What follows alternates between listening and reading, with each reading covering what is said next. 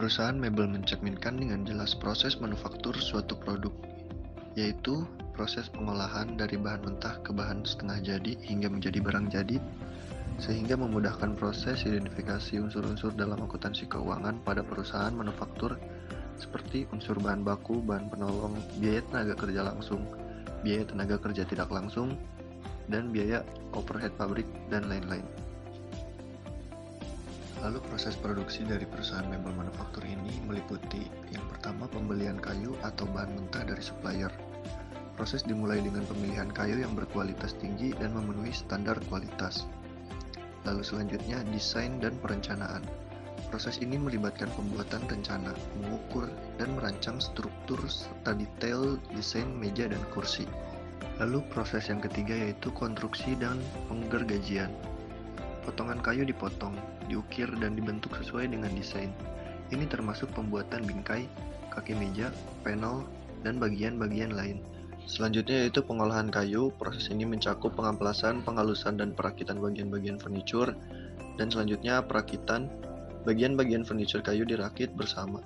Ini melibatkan penggunaan paku, skrup, atau penggabungan lainnya sesuai dengan desain. Selanjutnya yaitu pengujian kekuatan dan kualitas.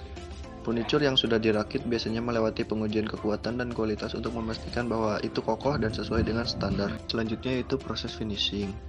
Proses finishing adalah langkah terakhir dalam produksi furnitur kayu, meliputi pewarnaan. Pewarnaan bisa dilakukan untuk mengubah atau mempertahankan warna alami kayu. Ini mencakup pemakaian stain atau cat yang sesuai. Lalu pelapisan. Furnitur kayu jati seringkali diberi lapisan pelindung seperti lak, minyak, atau bahan pelapis lainnya untuk melindungi kayu dan mempertahankan kilauan. Selanjutnya, yang terakhir, pengamplasan akhir. Pengamplasan akhir digunakan untuk memberikan tampilan yang halus dan halus pada permukaan furnitur. Yang terakhir yaitu packaging dan pengiriman. Setelah furnitur melewati tahap-tahap produksi di atas, furnitur itu kemudian dipaketkan dengan hati-hati untuk pengiriman ke toko-toko atau pelanggan akhir. Selanjutnya, biaya yang dikeluarkan meliputi paku 10 cm atau 3 bungkus dengan harga Rp60.000, lem 1 kaleng Rp60.000, cat clear 2 kaleng Rp80.000, lalu tenor 2 kaleng Rp60.000, dan gergaji 2 buah Rp40.000. PT Mebel Sejahtera Jaya Abadi merupakan PT yang bergerak pada bidang pembuatan meja dan kursi. Diketahui PT Mebel Sejahtera Jaya Abadi menerima pesanan produksi meja dan kursi untuk bulan yang berakhir pada 30 November 2023 dengan bahan baku serta bahan penolong sebagai berikut. Penjualan sebesar 44 juta, pembelian bahan baku 10 juta, ongkos angkut 100.000, bahan penolong 300.000, tenaga kerja langsung 12 juta, tenaga kerja tidak langsung 3 juta, listrik pabrik 400.000, penyusutan pabrik 100.000, biaya pemeliharaan pabrik 500.000, beban penjualan 4 juta, beban administrasi umum 4 juta, peralatan piutang 20 juta. Lalu pada awal periode ada bahan sebesar 1.200.000, barang dalam proses 350.000, barang jadi 800.000, dan pada akhir periode ada bahan 200.000, barang dalam proses 700.000, barang jadi 400.000.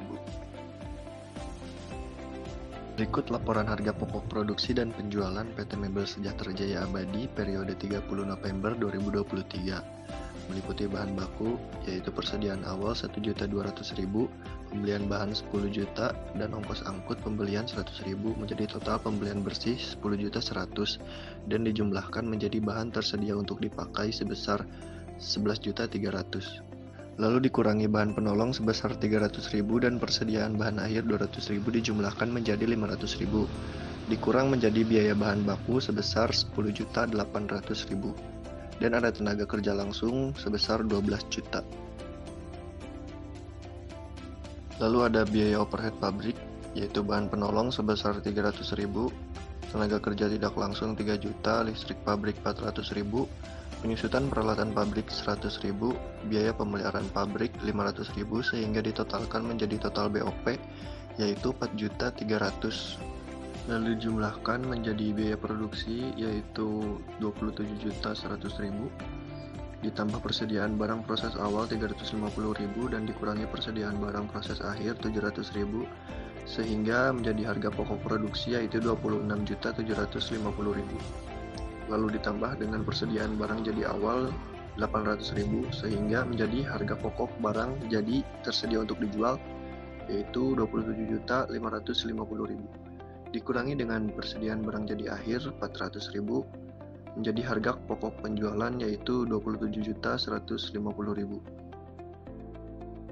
Berikutnya laporan laba rugi PT Mebel Sejahtera Jaya Abadi per 30 November 2023.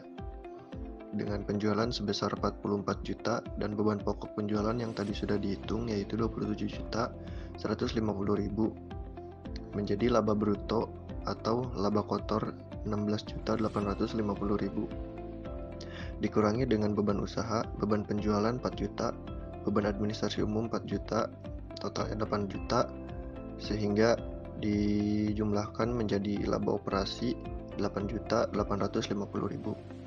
Lalu ada pendapatan lain-lain. Pendapatan piutang 20 juta sehingga menjadi laba bersih 28.850.000. Selanjutnya pengidentifikasian bahan baku langsung dan bahan baku tidak langsung. Bahan baku langsung adalah bahan baku yang menjadi bagian utama dari suatu produk yang dapat dengan mudah ditelusuri langsung pada produk yang diproduksi. Bahan baku langsung dalam produksi PT Mebel Sejahtera Jaya Abadi ini yaitu kayu. Bahan baku tidak langsung atau yang biasa disebut dengan bahan penolong adalah bahan yang dapat membantu proses produksi tetapi tidak secara langsung terlihat di barang jadi yang dihasilkan dari suatu proses produksi. Bahan baku tidak langsung dalam PT Produksi Mebel Sejahtera Jaya Abadi ini yaitu paku, lem, cat clear, tenor, dan gergaji.